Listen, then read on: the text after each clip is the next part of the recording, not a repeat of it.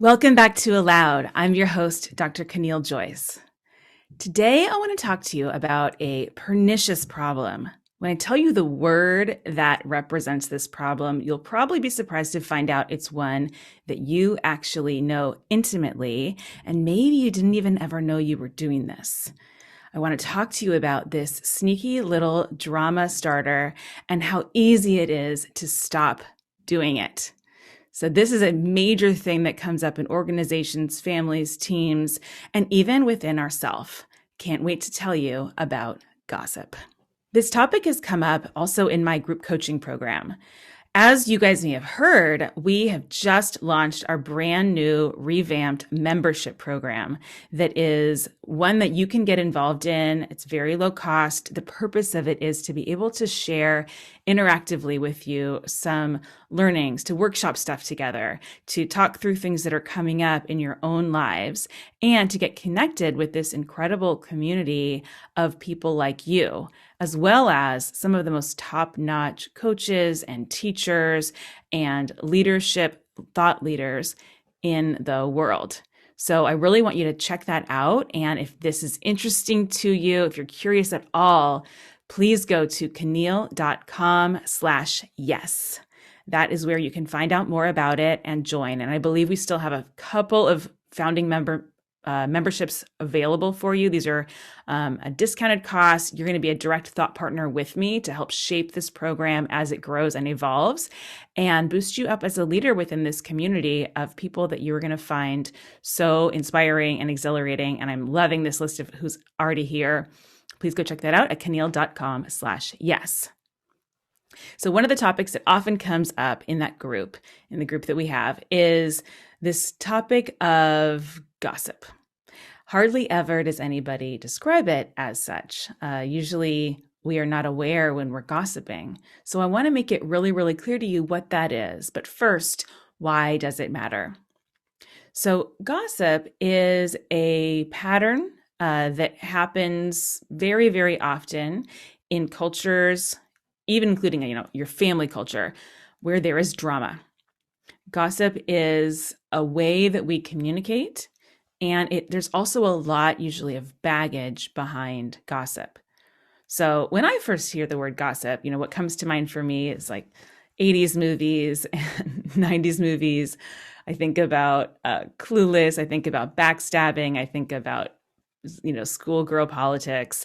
And it sounds really nasty. It sounds like a big conspiracy. And oh my gosh, who could be gossiping?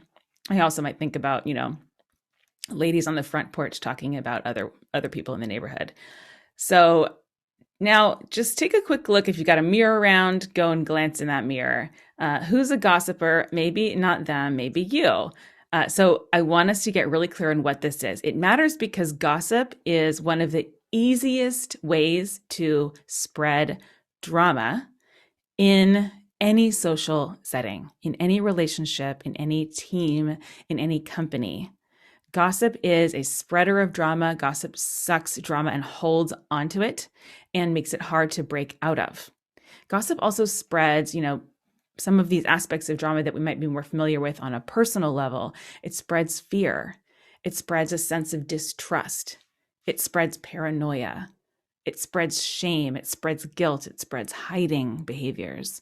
And none of those things is conducive to us being in our full aliveness, our full creativity. So gossip is simply any time that you are speaking about somebody, saying something that you have not said to them directly in exactly the way that you're saying it now. That's a pretty clear-cut, far-reaching definition, right? Anytime you're talking about another person you're not talking to them directly, and you haven't shared this with them directly in the way that you're sharing it now. The vocal tone, the side comments, all of that. So we are actually gossiping when we speak that way. And we're also participating in gossip when we listen and when we reply and respond to somebody else speaking about gossip. The appropriate response, in my view, if our goal is to Put an end to drama wherever we can. Then the appropriate response would be, I don't want to gossip. I would love for you to participate, and go and have a conversation with this person directly. You can ask, have you shared this with them directly? Some of the more common responses to gossip that also, help spread the drama, which is what we're hoping to put an end to, is we might hero the other person. So we might say, "Oh no, it's okay. This really is, it's their fault. Like you're fine." We might try to make them feel better. We might try to corroborate. We might think that we're coaching them by trying to solve a problem for them, whatever problem they're bringing up that they haven't about another person. And all of those things seem, quote, helpful. However, they're really hero moves. So if we go back to what's this drama triangle all about? And you can learn more about that in episode 6, especially. And then we have deep dives into each of the positions on the drama triangle later. So this are the hero, the victim, and the villain position. When we're on that drama triangle, we're suffering, and drama is so contagious, and we're able to spread drama. But that hero position in particular is one that we often will find ourselves doing with the intent of being, quote, helpful. When we're heroing, we're trying to fix, save, solve problems. We are looking for, who can I make to feel better? And often, really, the person we're trying to make feel better is ourself. So the hero is all about finding temporary relief from the suffering that is so part of being in drama. So we typically kind of bounce into that role of heroing. And gossip sometimes comes from this villainy place that's more about looking for who's to blame and who's to judge. And then often the listener goes into that hero role. So just think about this for yourself. I'm going to guide you through a couple of coaching questions. Can you think of a time, doesn't matter when it was or what it's about, but any time where you talked about somebody in a way that you have not yet spoken to them directly? You shared something about somebody with somebody else, and you didn't share it with that person directly. Can you think of any time where that happened?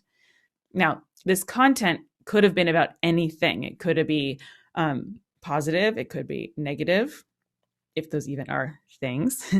And it could also be stuff that feels really like you're just defending yourself. So super, super common, right? I'm sure you've got an example now. When you went to that person to have this conversation about somebody else, what were your goals? And here's where I want you to be really non-judgmental about yourself. Like, we're not looking to blame you. We're not looking to judge you. This is a super human thing to do. If you really ask, what was I trying to achieve? Often we're not ready or willing to go to the other person because we have a sense already that we are in drama on some level. And being in drama just means we're in that state of threat where we think that we're right about something. We might even think that we're right, that we are wrong, or there's something wrong with us. But often we have a sense that we're in drama. So I'll give an example here. Let's say that you work with a colleague, and this colleague repeatedly has performed at work in a way that did not produce the results or the impact that you had hoped. And you have attempted to coach them or give them feedback. And at this point, you're feeling, frustrated. You're feeling like they are somehow blocking you from getting done what you want to get done, or from having the experience that you want to experience. And maybe you've kind of said it's hopeless, they're not going to change, or I can't figure out how to change them. So I'm being very intentional in how I describe this example because I'm trying to point to the sources of drama here. So one thing is trying to change them. I'm looking for how can I change them? This is me trying to control things out of my control. If I haven't yet come to grips with the fact that I can do all I can to influence and coach, but I cannot control, then I'm going to be really hooked on this drama. It's also like it's happening to me, right? So I'm frustrated by this person because they're doing this thing to me by not performing in the way that I want them to.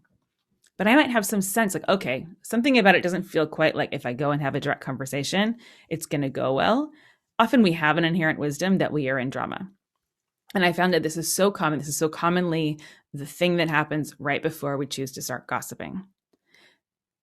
Then we're like, well, I need to figure out what to do. So we go to a colleague, we go to maybe our spouse, we go to a friend, we go to our boss, and or even hopefully not, but even maybe to direct reports on your own team, and we begin to gossip about this other person. And it could sound as simple as this. Oh, this guy again, like, turned it in late, underperforming. Like just can't stand it. Whatever it is. And it could be such a small comment. It could be, well, you know him, can't count on him. It could be the smallest thing. Either way, it sets a gossipy field around you. It sets a field of drama and threat. But we're often doing it because we are trying to figure out, what can I do about this situation? So here are some suggestions for what to do when you find yourself in that situation. One is just ask yourself, notice, am I in drama? Am I above or below the line right now? And if you find, okay, I am below the line. So in my attempt to go and talk about this other person, most likely that's going to be gossip. So let me just check. Would I be willing to have this conversation directly with the person? If the answer to that question is no, then you can say, okay, what am I afraid of? What is it that I'm afraid will happen if I have this conversation directly? Sometimes it's going to be, it'll take too much time, or they won't listen, or, I've tried before, or they're going to get all reactive on me and they're going to flip out, freak out, get angry, resent me. They might go and gossip about me. Or it could just be, I'm afraid I will flip out. I'm afraid because I can tell I'm very emotional about this. I feel reactive, not quite in charge of my own self-expression, and I'm afraid I'm going to mess it up. Or it could be, I don't think I have a right to share what I think.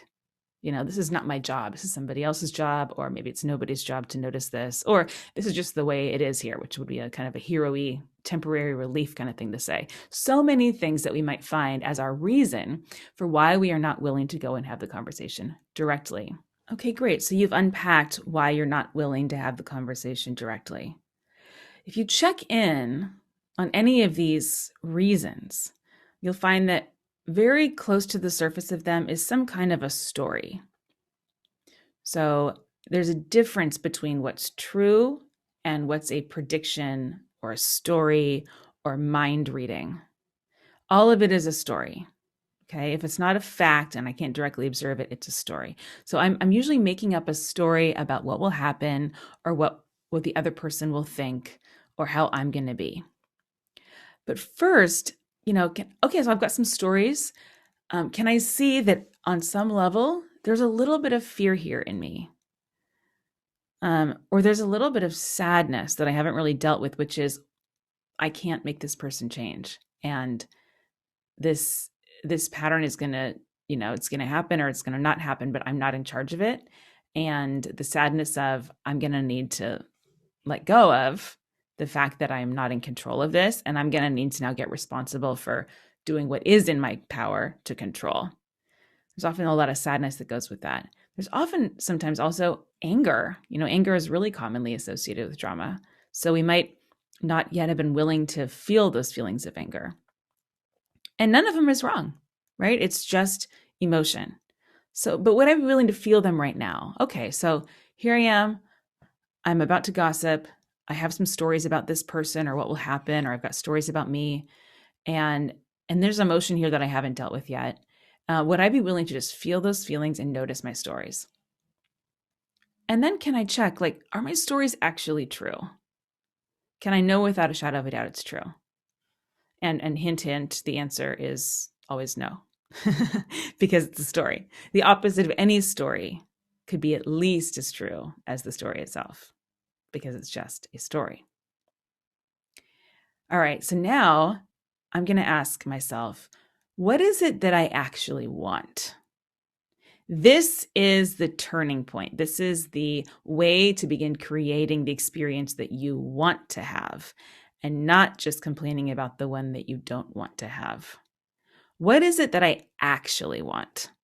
Sometimes when we find out the answer to that question, which could be, I don't want to be in a relationship with this person anymore, or I don't want to work with this person, we find ourselves feeling really like, oh my gosh, but that's hopeless. What can I do about that? And then we have to ask, like, why? Why can't I pursue what I want? Hopefully it's something simple that's you could just ask this person directly. This is what I would like from now on. And maybe they'll do it, maybe they won't. Maybe they'll say yes, maybe they'll say no, maybe they won't even know the answer to the question, or they'll think they know and they won't. Out of your control. But, hopefully you're willing to ask. If you're not willing to ask, then often it's because we are kind of trying to have it both ways. We're not willing to deal with the consequences. So if I'm really honest with myself and I find I am not willing to be in relationship with this person at work anymore, I have a number of choices about what I can do with that, right? I can choose to ask for a rearrangement. I can say, actually, if I check in with myself, it's not worth it for me to leave this job or ask for anything different. There's nothing I really could ask for that I can think of that would help. In that case, am I willing to see that I am making the choice to continue working with this person? We always want to get down to that place where we find out, oh yes, I remember, I am the chooser. I am the one choosing to be in relationship. What can I take responsibility for? That's the power question. It's always, what choices have I made? What choices will I make is how we step forward. So, but the whole key here is, do I know what I want? And sometimes all we're looking for, all we want is, I want some reassurance that I'm okay. I want some reassurance that I'm not doing it wrong. Would I be willing to give that reassurance to myself so that I'm not gossiping? Or maybe I do. Maybe I can't. Maybe I feel really guilty. In that case, I can go to another person for support. Whatever that support is that I need, I can go and seek it out. But at that point, it's about me. It's not about them. It's not about the person I'm gossiping about. I keep noticing I'm really making myself unhappy because of all of these thoughts I've got. And I'm wondering if you would challenge me on some of these thoughts and help me think through how the opposite of the story is true and help me sort out, what is it that I really want? What could I ask for? But the focus stays on me. So I've just covered a lot of ground. So I want to summarize this. The reason that it's so important to notice gossip and to put an end to it wherever you can is because it's one of the fastest, easiest ways to dramatically cut down on drama. And if we don't stop it, it's one of the fastest ways to spread drama, to spread fear, to spread a sense of threat. And it's not productive. We're not creating the thing we actually want. So that's why it's important. Gossip is anytime I'm having a conversation about somebody else and that person is not there, I'm not speaking to them directly, and I haven't yet shared this with them in a way that really represents what I'm saying to you right now. That's like very much the same way of talking about it. That's gossip. So it's very broad. What do I do about it? I ask, what are my stories? What is it that I think will happen? Why am I afraid of talking about this directly? Would I be willing to? If no, what are the feelings that I haven't yet really dealt with? Like, what are the feelings that are underneath my resistance to having a direct conversation? And what are the stories that I'm making up that are associated with those feelings, that are creating those feelings? And then, okay, would I feel them? Am I willing to feel them? Yeah. Okay, I've got a story. I'm feeling my feelings. Now, what is it that I actually want? And would I be willing to ask for it directly?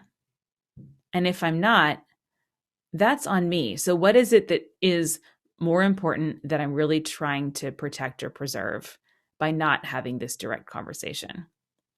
But if I keep having those thoughts again and again, I don't get to just skip the step of going and having the direct conversation. And this is the scary part. And it's okay to mess it up. It's okay for it to get messy and ugly. But going and saying, this is what happened, and here's what I want to be different. And can we come to some sort of a clear agreement? That's the key. So I really encourage you to just identify, like, when are you going into gossip? When have you? Would you be willing to go directly?